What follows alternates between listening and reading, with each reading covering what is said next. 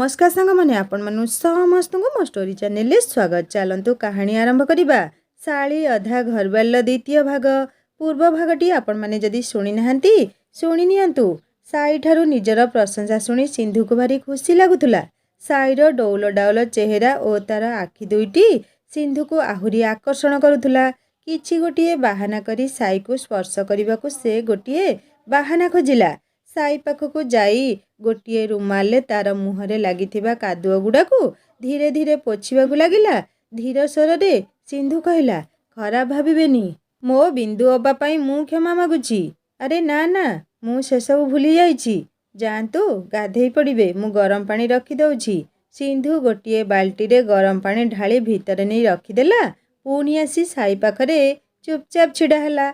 साई ताकू देखी कहला, एथर जाओ एठू, मु बाथरूम जीवी। ओहो सॉरी, मु जाउची कही सिंधु चली जाउतुला।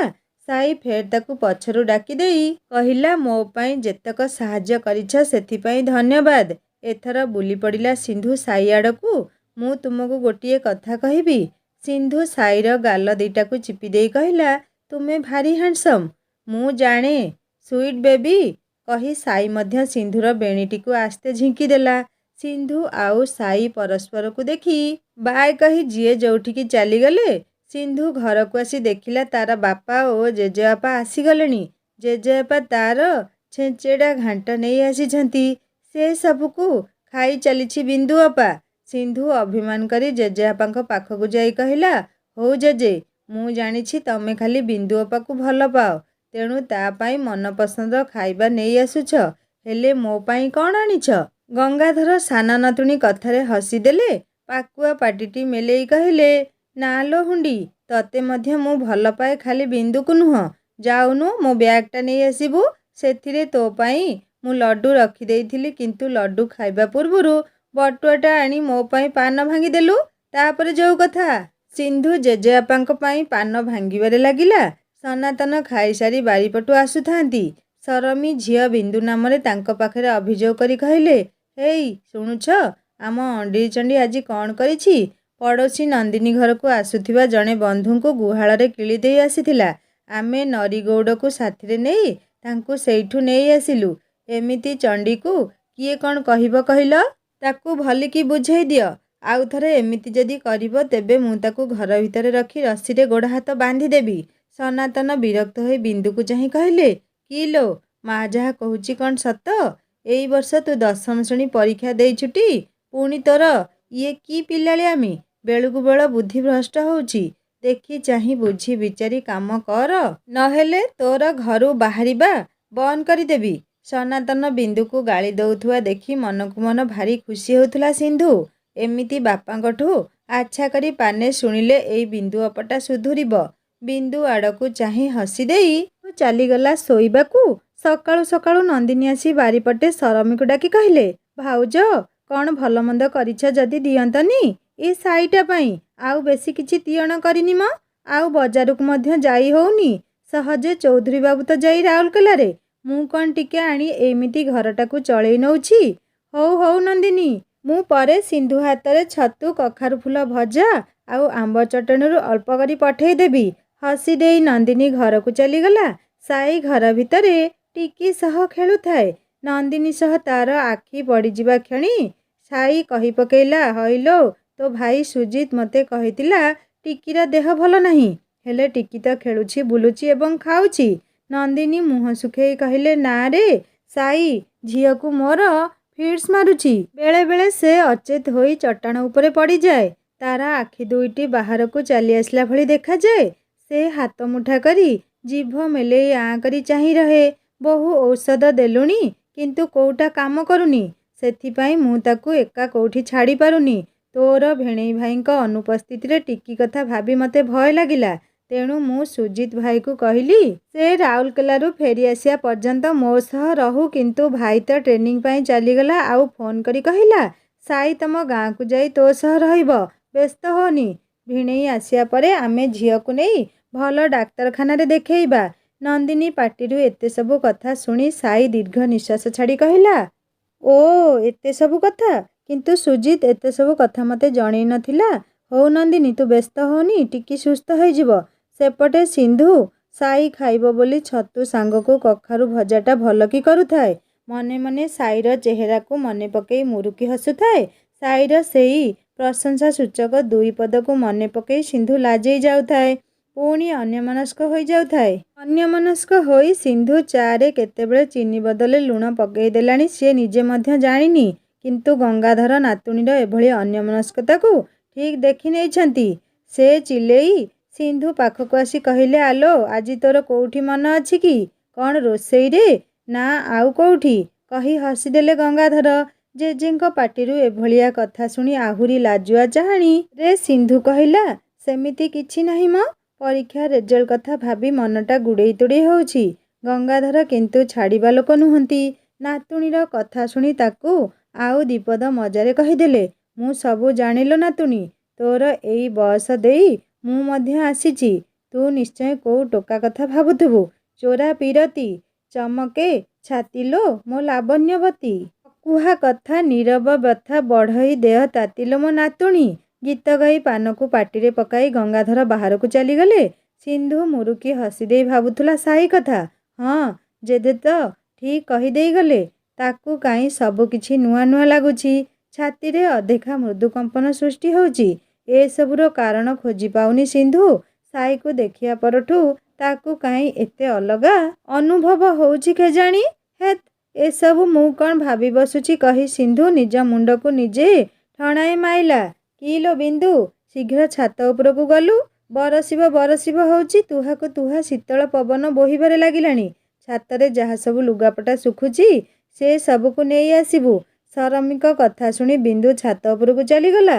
ଝଟ ପରା ସବୁ ଲୁଗାପଟା ତୋଳି ନେଲା। ବର୍ଷା ଟୋପି ଟୋପି ପକେଇବା ଆରମ୍ଭ କରି ଦେଇଥାଏ। ବିନ୍ଦୁ ନନ୍ଦିନୀଙ୍କ ଛାତ ଆଡ଼କୁ ଚାହିଁ ଦେଖିଲା, ସାଇ ସେଇଠି ଛିଡ଼ା ହୋଇଛି। ବିନ୍ଦୁକୁ ଦେଖି ସାଇ ନନ୍ଦିନୀଙ୍କ ଶାଢ଼ୀ ଆଢ଼ୁଆଳରେ ଛିଡ଼ା ହେଲା। ଏଇ ଚଣ୍ଡୀଟାର ମୁହଁକୁ ଚାହିଁଲେ ଭଲ ନାହିଁ। ଫେର୍ କିଛି ଗୋଟାଏ କରିବାକୁ ଯୋଜନା କରିଥିବ। ସାଇ ଶାଢ଼ୀ ଆଢ଼ୁଆଳରେ ରହି ବିନ୍ଦୁକୁ କଣେଇ ଦେଖୁଥାଏ। ବିନ୍ଦୁ ସାଇକୁ ଦେଖି ଫେର୍ ଚିଡ଼େଇବାକୁ ଲାଗିଲା। ଏଇ ମରଦ ପୁଅ ହୋଇ ଗୋଟିଏ ଶାଢ଼ୀ ପଛରେ ଲୁଚୁଛ। ବିନ୍ଦୁର କଥାରେ ସାଇ ବିରକ୍ତ ହୋଇ ତା ଆଗକୁ ଚାଲି ଆସିଲା। ଖୁଁ ଖୁଁ ଖଣ୍ଡି କାଶ ଦେଇ କହିଲା, ମୁଁ କାହିଁକି ଲୁଚିବି ଯେ? ମୁଁ କ'ଣ ତମକୁ ଡରିଛି? ତମ ଭଳି କେତେ ଘୋଡ଼ିଙ୍କୁ ମୁଁ ମେଣ୍ଢି କରିଦେଇଛି। ଓହୋ, ସତ କି? ବିନ୍ଦୁ ସାଇ ଆଡ଼କୁ ଚାହିଁ ହସି ଉଠିଲା। ତା ଆଡ଼କୁ ଚାହିଁ ଆଖି ମିଟିକା ମାରି କହିଲା, ଏଇ ହ୍ୟାଣ୍ଡସମ୍, ଆସୁନ ମୋ ପାଖକୁ। ଚୁଚୁଚୁଚୁ ହିରୋ, ଏ ହିରୋ ଆସ, ତମକୁ ଗୋଟିଏ କିସ୍ ଦେବି ପରା। ବିନ୍ଦୁ ଯେମିତି ସବୁ ଏକ୍ସପ୍ରେସନ୍ ଦଉଥାଏ ତାକୁ ଦେଖି ସାଇ କ'ଣ କହିବ ଜାଣିପାରୁ ନଥାଏ। ମନରେ ଭାବୁଥାଏ, କି ଚଣ୍ଡୀଲୋ ମା, ଏସବୁ ଗୁଣ ମଧ୍ୟ ଭରପୁର ହୋଇଅଛି। ଲାଜ ସରମ କିଛି ନାହିଁ। ଏକୁଟିଆ ମତେ ଦେଖି କେମିତି ସବୁ କହୁଛି। ୟାକୁ ଜୁହାର, ୟାଠାରୁ 4 ହାତ ଦୂରରେ ରହିଲେ ହିଁ ମୋର ମଙ୍ଗଳ। ସାଇ ତରତର ହୋଇ ତଳକୁ ଓହ୍ଲେଇ ଯାଉଥିଲା। ବିନ୍ଦୁ ସେମିତି କହି ଚାଲିଥାଏ, ଏ ହିରୋ, କ'ଣ ଏମିତି ଦୌଡ଼ିଗଲେ ହେବ? ହା ହା ହା। ନିଜ କଥାରେ ନିଜେ ହସୁଥିଲା ବିନ୍ଦୁ। ବିନ୍ଦୁର କଥା ଶୁଣି ସାଇ ଏକା ମୁହଁ ହୋଇ ଛାତରୁ ତଳକୁ ଓହ୍ଲେଇ ଗଲା। ନନ୍ଦିନୀ ତାକୁ ଦେଖି କହିଲେ, ଆରେ ପଡ଼ିବୁ, ଏତେ ତରତର ହୋଇ ଛାତରୁ କାହିଁ ଓହ୍ଲାଉଛୁ? ସାଇ ନନ୍ଦିନୀ କାନରେ ଫୁସ୍ଫୁସ୍ ହୋଇ କହିଲା, ଛାତ ଉପରେ ସିଏ ଅଛି, ଯାଉନୁ ଦେଖିବୁ। ମତେ ଏକୁଟିଆ ଦେଖି କମେଣ୍ଟ ମାରୁଛି। କିରେ କିଏ? ବିନ୍ଦୁ କଥା କହୁଛୁ ନା? ତାକୁ ଦେଖି ଏମିତି ଦୌଡ଼ି ଆସୁଛୁ? ଆରେ ସିଏ କ'ଣ ବାଘ ନା ଭାଲୁ ହୋଇଛି ତତେ ଖାଇଯିବ? ନନ୍ଦିନୀ ସାଇର କଥା ଶୁଣି ମୁରୁକି ହସିଲେ। ବିନ୍ଦୁ ଛାତ ଉପରେ ଶୁଖୁଥିବା ପୋଷାକ ସବୁକୁ ଗଣ୍ଠିଲି କରି ତଳକୁ ନେଇଗଲା। ରୋଷେଇ ଘରକୁ ଯାଇ ଦେଖିଲା ସିନ୍ଧୁ ରୋଷେଇ କରିବାରେ ବ୍ୟସ୍ତ। ସିନ୍ଧୁକୁ ଭାରି ସରାଗରେ ବିନ୍ଦୁ ପଚାରିଲା, କିଲୋ, କାହା ପାଇଁ ଏମିତି ମନ ଧ୍ୟାନ ଦେଇ ରୋଷେଇ କରୁଛୁ? ଆଜି ତ ଆମ ଘରକୁ କେହି କୁଣିଆ ଆସିବେନି। ହସି ଦେଇ ସିନ୍ଧୁ କହିଲା, ନା ଲୋ ଅପା, ଏସବୁ ମୁଁ ସାଇଙ୍କ ପାଇଁ ବନାଉଛି, ସେ ଖାଇବେ। ଓ, କଥାଟା ଯାଇ ଏଇଠି। ସେ ଅଳନ୍ଦୁ ସାଇ ପାଇଁ ତୁ ପରିଶ୍ରମ କରି ରୋଷେଇ କରୁଛୁ? ତେବେ ଭଲ କଥା, କିନ୍ତୁ ମୋତେ ଏଇ ରୋଷେଇ ଘରେ ଅଳ୍ପ ସମୟ ରହିବାକୁ ଦେ। ତୁ ସେପଟେ ଅପେକ୍ଷା କର। ସିନ୍ଧୁ ବିନ୍ଦୁର ମୁହଁକୁ ଚାହିଁଲା। ଓଠରେ ତାର କୁଟିଳ ହସ ଫୁଟି ଉଠୁଛି। ଏଇ ବିନ୍ଦୁ ଅପଟା ମନରେ ଆଉ କିଛି କରିବାକୁ ଯୋଜନା କରିଥିବ। ସିନ୍ଧୁ ଉତ୍ତର ଦେଲା, ନା, ମୁଁ ଏଠୁ ଯିବିନି। ଯିବୁ ନା ଏଇନେ ମୋତେ ଭଲ କି ଚିହ୍ନିବୁ କହି ବିନ୍ଦୁ ସିନ୍ଧୁକୁ ଠେଲି ଆଣି ରୋଷେଇ ଘରୁ ବାହାର କରିଦେଲା। ଭିତର ପଟୁ ଖିଡ଼ିକି ବନ୍ଦ କରିଦେଲା। ଏ ବୋଉ, ବାପା, ଜଲ୍ଦି ଆସିଲ। ରୋଷେଇ ଘରୁ ମୋତେ ବାହାର କରିଦେଇ ବିନ୍ଦୁ ଅପା ସେଇଠି ପୁଣି କିଛି କରି ଚାଲିଛି। ସରମୀ ଶୀଘ୍ର ଆସି ବିନ୍ଦୁକୁ ବାହାରକୁ ଆସିବାକୁ କହିଲେ। ଏଇ ଚଣ୍ଡୀ, ବାହାରକୁ ଆସିଲୁ। କିଛି ଏପଟ ସେପଟ କରିବୁ ଯଦି ଆଜି ତୋତେ ଘରେ କବାଟ କିଳି ରଖିବି। ହେ ହେ ହେ ହେ। ହସି ଉଠିଲା ବିନ୍ଦୁ। ଆରେ ତମେ ସମସ୍ତେ ଦେଖ ମୁଁ କ'ଣ କରୁଛି। ସାଇ ପାଇଁ ପ୍ଲେଟରେ ରଖିଥିବା ତିଅଣ ଭଜା ସବୁଥିରେ ବିନ୍ଦୁ ମେଞ୍ଚାଏ ଲଙ୍କାଗୁଣ୍ଡ ପକେଇ ଘାଣ୍ଟି ରଖିଲା। ସିନ୍ଧୁ ଫାଙ୍କ ଭିତର ଦେଇ ଦେଖି କହୁଥାଏ, ଏ ବୋଉ, ଅପା କ'ଣ ଗୋଟିଏ ପ୍ୟାକେଟରୁ ଗୁଣ୍ଡ ବାହାର କରି ମିଶେଇଲାଣି, କିନ୍ତୁ ଭଲ ଭାବେ ମୋତେ କିଛି ଦିଶୁନି। ବିନ୍ଦୁ ହସି ହସି କବାଟ ଖୋଲି ବାହାରକୁ ଚାଲି ଆସିଲା। ଗୀତଟିଏ ଗୁଣୁଗୁଣେଇ 2 ହାତ ଦୂରରେ ଗୋଟିଏ ଲେଖାଏଁ ପାଦ ପକେଇ ଏରୁଣ୍ଡି ଡେଇଁ ବିନ୍ଦୁ ଚାଲିଗଲା ସେପଟ ଘରକୁ। ସରମୀ କି ସିନ୍ଧୁ କିଛି ବୁଝିପାରିଲେନି। ଦିନ 11 ବାଜିଲାଣି। ଯାଉନୁ ନନ୍ଦିନୀ ମାଉସୀ ଘରେ ଏସବୁ ତିଅଣ ଭଜା ଚଟଣି ରଖିଦେଇ ଆସିବୁ, ସାଇ ଖାଇବ। ବୋଉଙ୍କ କଥାରେ ମୁଣ୍ଡ ହଲାଇ ସିନ୍ଧୁ ସବୁତକ ନେଇ ଚାଲି ଯାଉଥିଲା। ତାକୁ ନିରେଖି ଚାହିଁ ଦାନ୍ତ ଦେଖେଇ ପଛରେ ଛିଡ଼ା ହୋଇ ହସୁଥିଲା ବିନ୍ଦୁ। ମନରେ କିଛି ଗୋଟେ ଭାବି ସିନ୍ଧୁ ସବୁତକ ଖାଇବା ନେଇ ପୁଣି ଫେରି ଆସିଲା ରୋଷେଇ ଘରକୁ। ପ୍ଲେଟରୁ ଚାମଚେ ଅଳ୍ପ ତିଅଣ ଚାଖିବାକୁ ପାଟିରେ ପକେଇ ଦେଲା। ଇସ୍ ଥୁ, ବୋଉଲୋ, କାନ ମୋର, ମୁଣ୍ଡ ମୋର ଝାଇଁ ଝାଇଁ ମାରି ଯାଉଛି। କି ରାଗ! ଏ ବୋଉ, ବୋଉଲୋ, ଅପା ଏଥିରେ ଲଙ୍କାଗୁଣ୍ଡ ମିଶେଇ ଦେଇଛି। ଦାନ୍ତ ଚୋବେଇ ବିନ୍ଦୁ ପାଖକୁ ଆସିଲେ ସରମୀ। କାନ ମୋଡ଼ି କହିଲେ, ଆଉ ଦିନେ ଯଦି ଏମିତି କରିଥିବୁ ତେବେ ଦେଖିବୁ କାହିଁ ଗୋଟିଏ ସେଇ ପୁଅଟା ପଛରେ ପଡ଼ିଛୁ କହିଲୁ। ହା ହା ହା। ମୋତେ ସେଇ ପୁଅଟା ପଛରେ ପଡ଼ିବାକୁ ଭଲ ଲାଗୁଛି। ବିନ୍ଦୁ ସରମୀଙ୍କ କଥା ଏ କାନରେ ପୂରେଇ ସେ କାନରେ ଛାଡ଼ିଦେଲା। ସନାତନ ଗର୍ଜି ଆସିଲେ ବିନ୍ଦୁ ପାଖକୁ, କିନ୍ତୁ କିଛି ଲାଭ ହେଲାନି। ବିନ୍ଦୁ ଏଭଳି କାଣ୍ଡ କାରଖାନା କରିବାରେ ଏକଦମ ଧୁରନ୍ଧର ଥିଲା। ସେ ରାଗରେ ସିନ୍ଧୁ ଆଡ଼କୁ ଚାହିଁ ରହିଲା। ଏଇ ସିନ୍ଧୁଟାକୁ କିଏ କହୁଥିଲା ସବୁ କାମରେ କେଁ ପୂରେଇବାକୁ। ପ୍ରଥମେ ୟା କଥା ଭଲ ଭାବେ ବୁଝିବି, ତାପରେ ସାଇର କଥା। ବିନ୍ଦୁ ରାଗ ତମତମ ହୋଇ ବାରଣ୍ଡାରେ ଯାଇ ବସିଲା। ସନାତନ ଚିଡ଼ି ଯାଇ ଗଙ୍ଗାଧରଙ୍କୁ କହିଲେ, ଦେଖୁଛ ତ ବାପା, ଖାଲି ତମର ସ୍ନେହ ପାଇ ବିନ୍ଦୁଟା ପୁରା ବିଗିଡ଼ି ଗଲାଣି। ତାକୁ ଆକଟ କର, ନହେଲେ ସଭିଙ୍କ ମୁହଁରେ କାଳି ବୋଳିବ। ଗାଁ ଯାକର ସଭିଏଁ ଫେରାଦି କରି ଯାଉଛନ୍ତି ତୁମ ନାତୁଣୀ ନାଁରେ। ବିନ୍ଦୁର ଜେଜେବାପା ସନାତନକୁ ବୁଝେଇ କହିଲେ, ଆରେ କାହିଁ ଏମିତି ରାଗୁଛୁ ଯେ? ବିନ୍ଦୁଟାକୁ ଏମିତି କେତେ ବୟସ ହେଇଗଲା କି? ତାରି ବୟସର ପିଲାମାନେ କୁଳି ଘର କରି ଖେଳୁଛନ୍ତି। ଗଙ୍ଗାଧର ମୁରୁକି ହସି ବିନ୍ଦୁକୁ ଗେଲ କରି ପକେଇଲେ। ବିନ୍ଦୁ ମଧ୍ୟ ସନାତନକୁ କୁଣ୍ଢେଇ ନେଇ କହିଲା, ଜେଜେ, ତମେ ଏକା ଏଇ ଘରେ ମୋର ମନ କଥା ବୁଝୁଛ, ନହେଲେ ଏଇଠି ସମସ୍ତେ ମୋ ପଛରେ ଜୋକ ଭଳି ଲାଗିଛନ୍ତି। ହଉ ଜେଜେ, ମୁଁ ଆସୁଛି କହି ବିନ୍ଦୁ ଚାଲିଗଲା ବାହାରକୁ। ବାହାରେ ତାକୁ ଅପେକ୍ଷା କରିଥାନ୍ତି ରୀମା, ବୀଣା ଓ ସର। କି ଲୋ, ଆଜି ତମ ଆମ୍ବ ତୋଟା ଆଡ଼େ ଯିବା ନା ନାହିଁ? ବୀଣା ବିନ୍ଦୁକୁ ପଚାରିଲା। ସର ମଧ୍ୟ ବୀଣାର କଥାରେ କଥା ମିଶେଇ କହିଲା, ହଁ ଲୋ ବିନ୍ଦୁ, ଚାଲେ ଆଜି ତମ ଆମ୍ବ ତୋଟାକୁ ଯିବା। କଞ୍ଚା ଆମ୍ବ ପାରିବା। ଆଉ ସର, ତୁ ଯାଇ ଘରୁ ଲୁଣ ଲଙ୍କା ନେଇ ଆସିବୁ। କଞ୍ଚା ଆମ୍ବ ଦିହରେ ଲୁଣ ଲଙ୍କା ଗୋଳେଇ ଖାଇଲେ ଯୋଉ ମଜା, ତାହା ଆଉ କୌଣସିଟିରେ ନାହିଁ। ହଉ ତେବେ ସମସ୍ତେ ଆମ୍ବ ତୋଟାକୁ ଯିବା ଚାଲ, କହି ବିନ୍ଦୁ ତାଙ୍କର ଆମ୍ବ ତୋଟା ଆଡ଼କୁ ଆଗେଇ ଗଲା। ପଛରେ ରୀମା, ବୀଣା ଆଉ ସର ମଧ୍ୟ ଚାଲିଥାନ୍ତି। ବିନ୍ଦୁ ସହ ତାର ଅନ୍ୟ ବନ୍ଧୁମାନେ ସାଥୀ ହୋଇ ଆମ୍ବ ତୋଟା ଆଡ଼କୁ ଚାଲି ଯାଉଥିଲେ। ରୀମା ଭଲକି ଦେଖିଲା ଆମ୍ବ ତୋଟା ଆଡ଼କୁ। ଇଲୋ ବିନ୍ଦୁ, ତମ ତୋଟାରେ ତ ଖାଲି ଆମ୍ବ ଭର୍ତ୍ତି। ମୁଁ ଘରୁ ଗୋଟିଏ ବ୍ୟାଗ ନେଇ ଆସିଥିଲେ ଭଲ ହୋଇଥାନ୍ତା। ଯେତେକ ପାରିଥାନ୍ତି ଘରକୁ ନେଇ ଯାଇଥାନ୍ତି। ରୀମାର କଥାରେ ବିନ୍ଦୁ ତାକୁ ଉତ୍ତର ଦେଲା, ଆମ୍ବ ତୋଟାରୁ ଆମ୍ବ ନେବା କଥା ଆଦୌ ଭାବିବୁନି। ମୋ ଜେଜେ ଏଇଠି ନିଜେ ପହରା ଦଉଛନ୍ତି, ନହେଲେ କୋଉ ମୂଲିଆକୁ କହିଲେ ସିଏ ତୋଟାରେ ପହରା ଦଉଛି। ହେଲେ ଯେତେ ପହରା ଦେଲେ କ'ଣ ହେବ? ଗାଁ ଲୋକଙ୍କର ବିକଳିଆ ବୁଦ୍ଧି। ଯେମିତି ହେଲେ ଗଛରୁ ଆମ୍ବ ଚୋରି କରିବେ। ଢେଲା ମାରି ଆମ୍ବ ନ ଝଡ଼େଇଲେ ସେମାନଙ୍କୁ ଭଲ ଲାଗିବନି। ଏସବୁ ଦେଖି ମୋ ଜେଜେବାପା ରାଗରେ ନିଆଁ ଖଣ୍ଡ ହୋଇଯାଉଛନ୍ତି। ଆମ୍ବ ସବୁ ତୋଟାରୁ ବଜାରକୁ ବିକ୍ରି ହେବା ପାଇଁ ଯିବ। ସେଇଥିପାଇଁ ଜେଜେ ତୋଟା ଚାରିପଟେ ପାଚିରି ଗଢ଼ିଛନ୍ତି। ସେଇ ପାଚିରିରେ ଏଇଠୁ ଆମ୍ବ ତୋଳିବା ମନା ବୋଲି ଏଡ଼େ ଅକ୍ଷରରେ ଲେଖା ହୋଇଛି, କିନ୍ତୁ ସେ ଲେଖାକୁ କାହାର ଡର ଭୟ ନାହିଁ। ବିନ୍ଦୁ ତାଙ୍କର ଆମ୍ବ ତୋଟା ବିଷୟରେ ଯାହା ଗୋଟିଏ ଲମ୍ବା ଚଉଡ଼ା ଭାଷଣ ଦେଲା, ସେଥିରୁ ରୀମା, ବୀଣା ଆଉ ସର ବୁଝିଗଲେ ହୁଏତ ବିନ୍ଦୁ ସେମାନଙ୍କୁ ଆମ୍ବ ପାରିବାକୁ ମନା କରୁଛି, ନହେଲେ ସେମାନଙ୍କୁ ଜେଜେବାପାଙ୍କର ଭୟ ଦେଖେଇ ନଥାନ୍ତା। ସେମାନେ ଏକା ସ୍ୱରରେ ବିନ୍ଦୁକୁ ପଚାରିଲେ, ତୁ ପ୍ରଥମେ କହିଲୁ, ଆମକୁ ତୁ କାହିଁକି ତମ ଆମ୍ବ ତୋଟାକୁ ଡାକି ଆଣିଛୁ? ଆଣିଛୁ ଯଦି ତୋ ଜେଜେବାପାଙ୍କର ଭୟ କାହିଁକି ଦେଖଉଛୁ? ବିନ୍ଦୁ ହସି ଉଠି କହିଲା, ଆଲୋ ନାଇଁ ଲୋ, ତମେମାନେ ମୋ କଥାଟାକୁ ଭଲ କି ବୁଝୁନା। ମୁଁ ଏଇଆ କହୁଥିଲି ଯେ ଆମେ ଆମ୍ବ ସବୁ ଢେଲା ମାରି ଝଡ଼େଇବା, କିନ୍ତୁ ଜେଜେବାପା ମୋର ଯେମିତି ଜାଣି ନ ପାରନ୍ତି, ନହେଲେ ସଭିଏଁ ଏକା ସାଥିରେ ତାଙ୍କଠୁ ଗାଳି ଶୁଣିବା। ଓହୋ, ଏଇ କଥା ବିନ୍ଦୁ, ତୁ କଥାଟାକୁ ଯେମିତି ମୋଡ଼ି ମାଡ଼ି ଭାଙ୍ଗ ପକେଇ ବୁଲେଇ କହୁଛୁ, ଆମେ ଜମା ବୁଝିପାରୁନୁ। ସରର ପାଟିରୁ ଏତକ କଥା ନ ଶୁଣୁ ସମସ୍ତେ ଲୁଚି ଛପି ପଶିଲେ ଆମ୍ବ ତୋଟାରେ। ଯାଉ ଯାଉ ପୁଣି ରହିଗଲା ବିନ୍ଦୁ। ଦୁଇ ଆମ୍ବଗଛ ସନ୍ଧିରେ ସେ ତାର ଜେଜେବାପାଙ୍କ ସହ ସାଇକୁ ଦେଖି ପାରୁଥିଲା। ବିନ୍ଦୁ ସମସ୍ତଙ୍କୁ ହାତ ଠାରି ଦେଇ କହିଲା, ଆଲୋ ଆଲୋ, ମୁଁ ଗଛ ପାଖରେ ଦଣ୍ଡା ହୋଇ ପଡ଼ିଯିବି, ମତେ ଭିଡ଼ିକି ଧରଲୋ। ହଜିଲା ବଳଦ ଖୋଜିଲା ଠେଇଁ। ସେଇ ଆମ ପଡ଼ୋଶୀ ଘରର ଚିକିଣିଆ ଟୋକାଟା ମୋ ଜେଜେବାପାଙ୍କ ସହ ଆମ୍ବ ତୋଟାକୁ ବୁଲିବାକୁ ଆସିଛି ବୋଧେ। ଅନ୍ୟ ସମସ୍ତେ ମଧ୍ୟ ବିନ୍ଦୁର ସ୍ୱରରେ ସ୍ୱର ମିଶେଇଲେ। ହଁ ବିନ୍ଦୁ, ତୁ ଠିକ୍ କହିଛୁ। ସେଇ ହିରୋ ତ ତୋ ଜେଜେଙ୍କ ସହ ଆମ୍ବ ଗଛ ମୂଳେ କଥା ହେଉଛି। ଜେଜେ ଯାଇସାରନ୍ତୁ, ତାପରେ ସେଇ ଟୋକା କଥା ଭଲ କି ବୁଝିବା। ଗଛ ମୂଳରୁ ଖସ୍ ଖାସ୍ ଶବ୍ଦ ଶୁଣି ଗଙ୍ଗାଧର ତୋଟାର ଚାରିପଟକୁ ଚାହିଁଲେ, ଆଉ ସାଇକୁ କହିଲେ, ବୁଝିଲ ସାଇ, ଆମ ଗାଁ ଲୋକଙ୍କର ଚୋର ବୁଦ୍ଧିଟା ପୁରା ଭରପୁର ହୋଇଅଛି। ମୁଁ ଜାଣେ ଫେର ଏଇ ଗଛ ଆଢ଼ୁଆଳରେ କିଏ ସବୁ ଲୁଚିଥିବେ। ତମେ ଏଇଠି ଛିଡ଼ା ହୋଇ ତୋଟା ବୁଲି ଦେଖ ସାଇ, ମୁଁ ଯାଇ ସେମାନଙ୍କୁ ଖୋଜୁଛି। ଗଙ୍ଗାଧର ହାତରେ ବେତଟିଏ ଧରି ଚିଲେଇବାକୁ ଲାଗିଲେ, ଆରେ କିଏ ମୋ ତୋଟାରେ ଚୋରଙ୍କ ଭଳି ଲୁଚିଛ? ଶୀଘ୍ର ବାହାରି ଆସ। ଜେଜେବାପାଙ୍କର ପାଟି ଶୁଣି ବିନ୍ଦୁ ସମସ୍ତଙ୍କୁ ସତର୍କ କରିଦେଇ କହିଲା, ଏଇ ସମସ୍ତେ ତୁନି ହୋଇ ରୁହ, ଆମ ବୁଢ଼ା ଆସୁଛି। ରୀମା, ବୀଣା, ସର ଓ ବିନ୍ଦୁ ଯିଏ ଯୁଆଡ଼େ ଛାପିଗଲେ। ଗଙ୍ଗାଧର ସେମାନଙ୍କୁ ଦେଖିପାରିଲେ ନାହିଁ।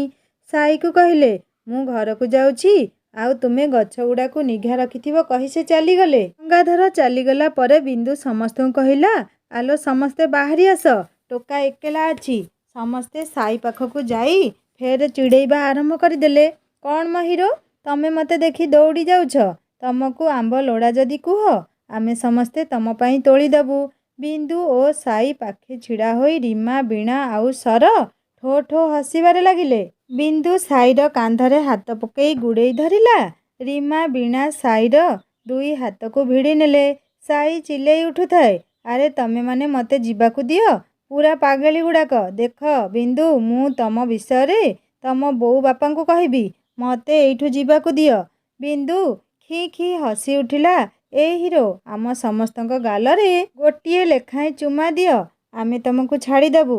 ସାଇ ବିରକ୍ତ ହୋଇ ସେମାନଙ୍କ ମେଳିରୁ ବାହାରି ଯିବାକୁ ଚେଷ୍ଟା କରୁଥିଲା। ସମସ୍ତେ ହସି ହସି ସାଇକୁ ଚିଡ଼ାଇବାରେ ଲାଗିଥିଲେ। ସାଇର ଗାଲ ଦୁଇଟାକୁ ଚିମୁଟି ଦେଇ ବିନ୍ଦୁ କହି ଉଠିଲା, କ'ଣ ମ ହିରୋ, ଗୋଟିଏ ଚୁମା ଦେବାକୁ ଏତେ କଷ୍ଟ ହେଉଛି? ସର ହେଁ ହେଁ ହସି କହିଲା, ଲାଗୁଛି ଏଇ ଟୋକା ପୂର୍ବରୁ କାହାକୁ କିସ୍ ଦେଇନି, ସେଇଥିପାଇଁ ଲାଜ କରୁଛି। ଦେଖୁନୁ, ଲାଜରେ ତାର ମୁହଁଟା ନାଲି ପଡ଼ିଗଲାଣି। ସମସ୍ତେ ଠୋ ଠୋ ହୋଇ ହସୁଥିବା ବେଳେ ସାମ୍ନାରୁ ଚାଲି ଆସିଲା ସିନ୍ଧୁ।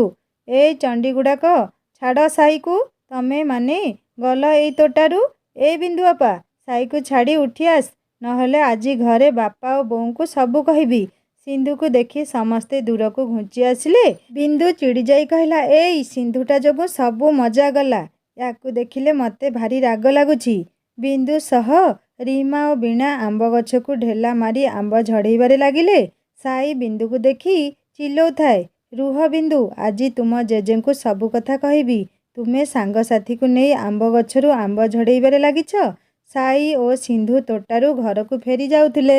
ସିନ୍ଧୁ ଓ ସାଇ ବାହାରି ଆସୁଥିଲେ ଆମ୍ବ ତୋଟାରୁ। ଘରକୁ ଫେରିଯିବା ରାସ୍ତାରେ ସାଇକୁ ସିନ୍ଧୁ କହୁଥିଲା, ଯଦି ତୁମେ ଚାହଁ, ମୁଁ ଆମ ଗାଁ ତୁମକୁ ବୁଲେଇ ଦେଖେଇ ଦେବି। ମନ୍ଦିର, ପୁଷ୍କରିଣୀ, ଭାଗବତ ଟୁଙ୍ଗିଠାରୁ ଆରମ୍ଭ କରି ସିନେମା ଘର ପର୍ଯ୍ୟନ୍ତ ସବୁ ଏଇଠି ଅଛି। ତମେ ଦେଖିବ ସାଇ, ମାତ୍ର କେଇଟା ଦିନରେ ତୁମକୁ ଏଇ ଗାଁର ସଭିଏଁ ନିଜର ଲାଗିବେ। ଏଇ ଗାଁ ପ୍ରତି ତମର ଗୋଟିଏ ମୋହ ଆସିଯିବ, ଆଉ ସହରକୁ ଯିବାକୁ ଇଚ୍ଛା ହବନି। ତମେ ଆମ ସହିତ ଗାଁରେ ରହିବାକୁ ହିଁ ଇଚ୍ଛା କରିବ। ସାଇ ସାମାନ୍ୟ ହସି ସିନ୍ଧୁ ଆଡ଼କୁ ଚାହିଁଲା ଆଉ କହିଲା, ଗାଁରେ ସଭିଏଁ ନିଜର ଲାଗିବେ ମାନେ କ'ଣ? ଗାଁରେ ତ ତମେ ବି ଅଛ, ତମ ବିନ୍ଦୁବାପା ମଧ୍ୟ ଅଛନ୍ତି। ତମେ ନିଜ କଥା କହୁନ ତ? ସିନ୍ଧୁ ସାଇର ହାତ ପାପୁଲିକୁ ଭିଡ଼ି ନେଇ କହିଲା, ହଁ, ମୁଁ ମଧ୍ୟ ଏଇ ଗାଁରେ ଅଛି, କିନ୍ତୁ ମୁଁ କ'ଣ ତମକୁ ଭଲ ଲାଗେନି କି? ତମର ଭଏସଟା ମୋର ଭାରି ପସନ୍ଦ। ଯୋଉ ଦୁଇଟି ବେଣୀ କରି ସେଠି ଫୁଲମାଳଟିଏ ଖୁଞ୍ଚି ଦିଅ, ତାକୁ ମଧ୍ୟ ମୁଁ ପସନ୍ଦ କରେ। ମୋ ବିନ୍ଦୁବାପାକୁ ଦେଖିଲେ ତମକୁ ଭାରି ଚିଡ଼ା ଲାଗୁଥିବ ନା? ଆରେ ନା ନା, ମୁଁ କେବଳ ଉପର ମନରେ ତାଙ୍କ ଉପରେ ଚିଡ଼ିଯାଏ, କିନ୍ତୁ ବିନ୍ଦୁର ଚଗଲାମି ଗୁଡ଼ାକ ମନେ ପକାଇ ମୁଁ ଖୁବ୍ ହସେ। ସିନ୍ଧୁକୁ ଭାରି ଭଲ ଲାଗୁଥିଲା ସାଇର କଥା। ତାର କଥା ପଦିଏ ଶୁଣି ସିନ୍ଧୁକୁ ମନେ ହେଉଥିଲା ସେ ଯେମିତି ଡେଣା ଲଗାଇ ଆକାଶରେ ଉଡ଼ି ବୁଲୁଛି। ବିନା ମେଘରେ ମଧ୍ୟ ସିନ୍ଧୁ ସାଇର କଥାରେ ଅଳପ ଅଳପ ଭିଜିବା ଆରମ୍ଭ କରିସାରିଥିଲା। ସାଇର ହସ ତାର କଥା କୁହା ଓଠକୁ ବେଶ କିଛି ସମୟ ପର୍ଯ୍ୟନ୍ତ ନିରେଖି ଦେଖୁଥିଲା ସିନ୍ଧୁ। ମନର କୋଉ ଏକ ଅଜଣା ସ୍ଥାନରେ ସାଇ ନିମନ୍ତେ ଛୋଟିଆ ନୀଡ଼ଟିଏ ଗଢ଼ି ତୋଳିଥିଲା ସେ। ସାଇକୁ ଦେଖିଲେ ସେ ପୁଲକିତ ହୋଇଯାଏ, ରୋମାଞ୍ଚିତ ହୋଇଯାଏ। ସାଇ ନିକଟରେ ଥିବା ଆଭାସ ହୋଇଯାଏ ସିନ୍ଧୁକୁ। ସିନ୍ଧୁର ଇଚ୍ଛା ହୁଏ ଏମିତି ସେ ବହୁତ ସମୟ ପର୍ଯ୍ୟନ୍ତ ସାଇକୁ ଚାହିଁ ରହନ୍ତା। ସିନ୍ଧୁ ନୀରବରେ ଏମିତି ସବୁ ଭାବି ଚାଲିଲା ବେଳେ ସାଇ ପୁଣି କହିବାକୁ ଲାଗିଲା, କ'ଣ ସାନ ମ୍ୟାଡ଼ାମ, ପୁଣି ଆଉ କାହା କଥା ଭାବି ବସିଲେ କି? ଆଉ କିଛି କହୁନାହାନ୍ତି ଯେ? ହସି ଉଠିଲା ସିନ୍ଧୁ। ହସି ହସି ସାଇକୁ କହିଲା, ତମେ ଆଜି ସଞ୍ଜବେଳେ ଆସିବ ଯଦି ପୋଖରୀ ଆଡ଼େ ଯିବା। ଆସିବ ନା ନାହିଁ କ'ଣ କହୁଛ? ହଉ ଦେଖିବି। ଯଦି କିଛି କାମ ନଥିବ ତେବେ ନିଶ୍ଚୟ ଆସିବି। ଏତକ କହି ସାଇ ନିଜ ଘରକୁ ଚାଲିଗଲା। ସିନ୍ଧୁ ମଧ୍ୟ ତା ଘରକୁ ପଶିଗଲା। ସେପଟେ ବିନ୍ଦୁ ସହ ରୀମା, ସର ଓ ବୀଣା ଆମ୍ବ ତୋଟାରେ ଆମ୍ବ ଝଡ଼େଇବାରେ ବ୍ୟସ୍ତ। ଖଟା ଆମ୍ବକୁ ହାତରେ ନେଇ ଚାରିଜଣ ଯାକ ଲୁଣ ଲଙ୍କା ଦେଇ ଖାଇ ଚାଲିଥାନ୍ତି। ରୀମା ଖାଉ ଖାଉ ବିନ୍ଦୁ କାନରେ ଫୁସ୍ଫୁସ୍ ହୋଇ କହିଲା, ଆଲୋ, ମୁଁ ତତେ ଗୋଟିଏ କଥା କହିଥାନ୍ତି। ବିନ୍ଦୁ ପାଖରେ ସର ଆଉ ବୀଣା ମଧ୍ୟ କାନ ଡେରି ରହିଲେ। ରୀମାକୁ ପଚାରିଲେ, କ'ଣ ଫୁସୁଫାସ ହଉଛ ଆମକୁ ହେଲେ କହ। ବିନ୍ଦୁକୁ ରୀମା କହୁଥାଏ, ହେଇ ଶୁଣୁ, ସେଇ ସହରୀ ଟୋକାଟାକୁ ତୁ ତୋ ପ୍ରେମରେ ଫସେଇବାକୁ ଚେଷ୍ଟା କର। ଏମିତି ତାକୁ ବଶୀଭୂତ କରିବୁ ଯେ ସିଏ ପ୍ରତି ମୁହୂର୍ତ୍ତରେ ଖାଲି ତତେ ହିଁ ଝୁରି ହେବ। ହେ ହେ ହେ ହସି ସମସ୍ତେ ରୀମାର କଥାରେ କରତାଳି ଦେଲେ। ବିନ୍ଦୁ ଟିକିଏ ମୁହଁ ଆଡ଼େଇ କହିଲା, ଆଲୋ, ସେ ପ୍ରେମକୁ ଦୂରୁ ଜୁହାର। ସେ ସବୁ ମୋ ଦେଇ ହବନି। କାହାକୁ କଅଁଳେଇ କଥା କହିବା, ପୁଣି ତାକୁ ପ୍ରେମରେ ବାନ୍ଧି ନେବା, ଏସବୁ ମୋ ପାଇଁ ଭାରି କଷ୍ଟକର। ତାପରେ ମୋର ପର୍ସନାଲିଟିକୁ ଏସବୁ ମ୍ୟାଚ୍ କରିବନି। ମତେ ଦେଖେ ଆଉ ମୋର ପ୍ରେମକୁ ଦେଖ କହି ବିନ୍ଦୁ ଭାରି ହସିଲା। ପୁଣି କ'ଣ ଭାବି ସମସ୍ତଙ୍କୁ ଚାହିଁ ପଚାରିଲା, ହେଲେ ମୁଁ ସେଇ ଟୋକାକୁ କେମିତି ଫସେଇବି? ସର ହସି ହସି କହିଲା, କ'ଣ ଏମିତି କିଛି ନ ଜାଣିଲା ଭଳି ପଚାରୁଛୁ ଯେ? ତାକୁ ଏକା ଲାଖେ କୁଣ୍ଢେଇ ପକାଇବୁ। କହିବୁ, ମୁଁ ତୁମକୁ ଭଲ ପାଏ, ବହୁତ ଭଲ ପାଏ। ମୁଁ ତୁମକୁ ଛାଡ଼ି ବଞ୍ଚି ପାରିବିନି। ଏତିକି କହି ଟିକିଏ ଇମୋସନାଲ ହୋଇଯିବୁ। ତାପରେ କାମ ଛାଡ଼େ, ଭାରି ମଜା ଲାଗିବ। ସାଇ ଯେତେବେଳେ ତୋ ପଛରେ ଆସିବ ସେତେବେଳେ ତୁ ତାକୁ ସିଧା ସଳଖ କହିବୁ, ନା, ମୁଁ ତମକୁ ଭଲ ପାଏନି, ମୁଁ କେବଳ ନାଟକ କରୁଥିଲି। ତାପରେ ତାର ହୃଦୟ ପୁରା ଚୂନା, ଏକଦମ ଖଣ୍ଡ ଖଣ୍ଡ ହୋଇଯିବ। ବିନ୍ଦୁ ସରର ପିଠିକୁ ଠାପୁଡ଼େଇ ଦେଇ କହିଲା, ହଁ, ତୁ ଠିକ୍ କଥା କହୁଛୁ। ତୋ କଥାରେ ଦମ୍ ଅଛି। ଆଜିଠୁ ଆମର ଏଇ ମିଶନ ଆରମ୍ଭ ହବ। ବୀଣା ଗେହ୍ଲେଇ ହୋଇ କହିଲା, ହଁ ଲୋ ବିନ୍ଦୁ, ସବୁ ତ କରିବୁ। ହେଲେ ତୋର ପ୍ରେମିକ ସୀତୁ ଯଦି ଏସବୁ ଜାଣେ ତେବେ କ'ଣ ହେବ କହିଲୁ? ସେମିତି କିଛି ହବନି। ସୀତୁ ତ ଏବେ ନାହିଁ, ସେ ତାର ମାମୁଁ ଘରକୁ ଯାଇଛି। ଆଗ ସିଏ ଆସୁ, ତାପର କଥା ଦେଖିବା। ତମେମାନେ ମନେ ରଖ, ତମ ଭିତରୁ କେହି ସୀତୁକୁ ଏସବୁ କହିବନି। ଏସବୁ ଆମେ କେବଳ ଥଟ୍ଟା ମଜା କରୁଛେ, ଆଉ କିଛି ନାହିଁ। ବିନ୍ଦୁ କହିବାକୁ ଲାଗିଲା, ଚାଲ ସମସ୍ତେ ଘରକୁ ଯିବା କହି ଚାରିଜଣ ଯାକ ହାତରେ ହାତ ଛନ୍ଦି ଗୀତ ଗାଇ ନାଚି କୁଦି ଘରମୁହାଁ ହେଉଥିଲେ। ସକାଳୁ ସକାଳୁ ଘରେ ଚିଲେଇ ଉଠୁଥିଲା ବିନ୍ଦୁ, ବୋଉ, ଏ ବୋଉ, କୁଆଡ଼େ ଗଲୁ? ଆଜି ସାଇ ପାଇଁ କିଛି ରୋଷେଇ କରିଛୁ କି ନାହିଁ? କରିଛୁ ଯଦି ଦଉନୁ, ମୁଁ ଦେଇଦେବି। ସରମୀ ହସି ଉଠି କହିଲେ, କ'ଣ ଆଜି ସୂରୁଜ ପଶ୍ଚିମରେ ଉଇଁଛନ୍ତି ନା କ'ଣ ମ? ସବୁବେଳେ ସାଇକୁ ହଇରାଣ କରୁଥିବା ଝିଅ ଆଜି ପୁଣି ତାକୁ ଖାଇବାକୁ ଦେବା କଥା କହୁଛି।